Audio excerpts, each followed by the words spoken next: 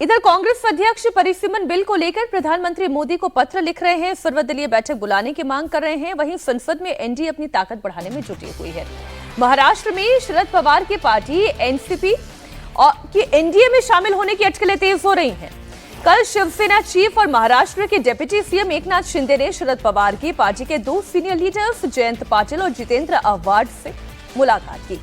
ये मीटिंग शिंदे के आवास पर हुई। करीब 1 घंटे तक ये मुलाकात चली। इससे पहले 14 जुलाई को जयंत पाटिल ने सीएम फडणवीस से भी मुलाकात की थी। आपको दमदार 10 में हमने ये खबर दिखाई थी। 8 जुलाई को शरद पवार ने शिंदे से विधानसभा भवन में मीटिंग की थी। तब से लेकर अभी तक मुलाकातों का ये सिलसिला जारी है।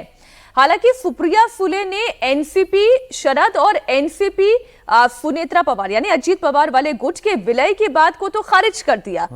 लेकिन ये विलय हो सकता है या नहीं, इससे लेकर संशय इसलिए है क्योंकि ये जो मीटिंग्स हो रही हैं वो इशारा ये दे रही हैं कि 6 सांसद ऐसे हैं जो इस वक्त बीजेपी के संपर्क में हैं। हाँ, तो ये उससे बचने का रास्ता शरद पवार के साथ ये है कि आप एनडीए में चले जाइए, एनडीए का हिस्सा बन जाइए, फिर आपकी पार्टी भी बची रहेगी, आपको विलय नहीं करना होगा।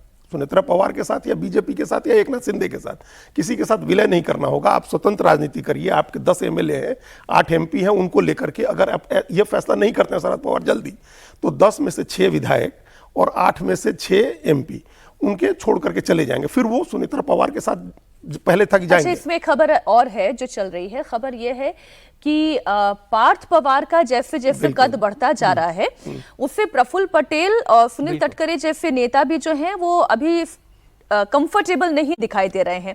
ऐसी परिस्थिति में उनका कंफर्ट वो शरद पवार के साथ ज्यादा बेहतर हो सकता है बजाय इसके कि वो सुनेत्रा पवार के पीछे खड़े हो या पार्थ पवार के पीछे खड़े हो। क्राइसिस थोड़ा डीप है क्योंकि जिस दिन अजीत पवार का निधन हुआ उसके अगले ही दिन प्रफुल्ल पटेल गुट की तरफ से चुनाव आयोग को एक चिट्ठी भेजी गई जिसमें कहा गया कि हम फॉर ऑल प्रैक्टिकल पर्पसेज अब शरद पवार पार्टी ये प्रफुल्ल पटेल पार्टी अध्यक्ष की भूमिका में कार्यकारी अध्यक्ष थे वो, लेकिन अब पार्टी अध्यक्ष के रूप में वही काम करेंगे। लेकिन उसके तुरंत बाद अध्यक्ष चुनी गई सुनेत्रा पवार और उन्होंने एक चिट्ठी लिख करके उसको नल इनवाइट किया प्रफुल्ल पटेल वाली चिट्ठी को, और एक 11-12 लोगों की कमेटी का नाम भेजा कि ये देखेगी और अब राष्ट्रीय अध्यक्ष हम हो गए।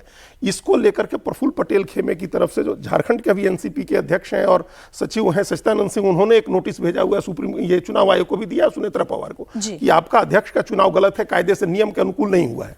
तो वो झगड़ा चल रहा है Maratha versus non Maratha leader. Praful Patel, Sunil Tatkare, Chhagan Bhujbal ये सब नॉन मराठा लीडर्स हैं और वो इस बात को चैलेंज कर रहे थे। उनको लग रहा था कि अजीत पवार नहीं रहेंगे तो पार्टी हमारे कंट्रोल में आ जाएगी। तो वो थोड़ा डीपर क्राइसिस है।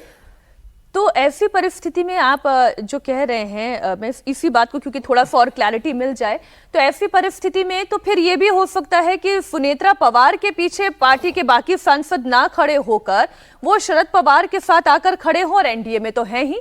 अगर शरद पवार सुप्रिया सुले ये तय करते हैं कि वो एनडीए में निश्चित तौर पे, क्योंकि देखिए जब भी कोई फैसला लेता है, जब पावर इक्वेशन देखा जाता है तो केवल रूलिंग अलायंस के साथ कौन पार्टी ये नहीं देखा जाता, ये भी देखा जाता है कि समाज में प्रभाव। अजीत पवार ने शरद पवार अपने चाचा को शिकस्त दी उनके गढ़ में बारामती से लेके, लेकिन उनके जाने के बाद आज के समय में पश्चिम महाराष्ट्र में खासकर अगर कोई अभी भी सबसे बड़ा लीडर है फेस के तौर पे तो वो शरद पवार है। सुनेत्रा पवार के पास वो बात नहीं है।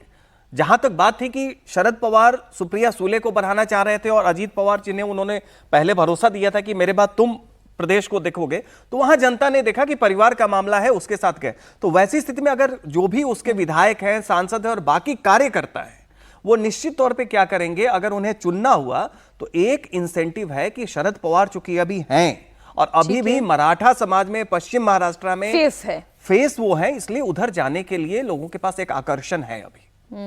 तो एनसीपी में विलय हो ना हो, लेकिन ये संभावना है कि शरद पवार एनसीपी वाले एनडीए की तरफ जाए। सुनेत्रा पवार नहीं चाहती हैं शरद पवार के लोगों को लेना, अपनी पार्टी में विलय से वो तैयार नहीं है और उनके पीछे देवेंद्र फडणवीस की ताकत है।